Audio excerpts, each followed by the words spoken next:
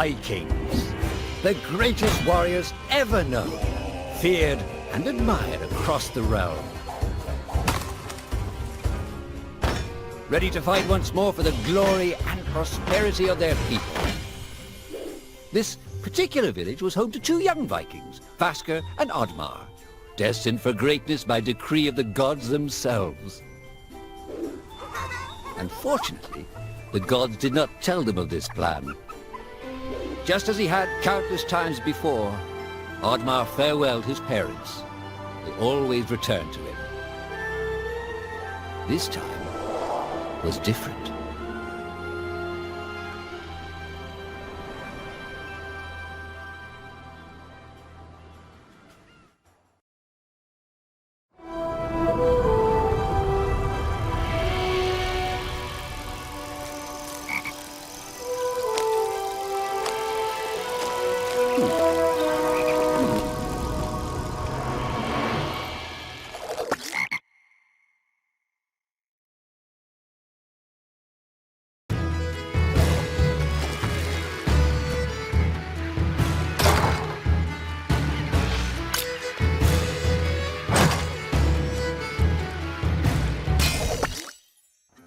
Years passed, and the Viking warriors continued on their pillaging voyages and grew ever richer. The Viking chief was proud of his people, but he was greedy, single-minded. He wished to expand his village, regardless of the consequences. The chief despised Oddmar. He'd never fought for his village and survived off their scraps. But the chief would tolerate this behavior no longer. Oddmar would have to single-handedly loot the forest, burn it to the ground so their village may prosper. And if he refused, he would face the same fate as his old friend Vasker. After being ridiculed by his village, Oddmar ran home to his hut.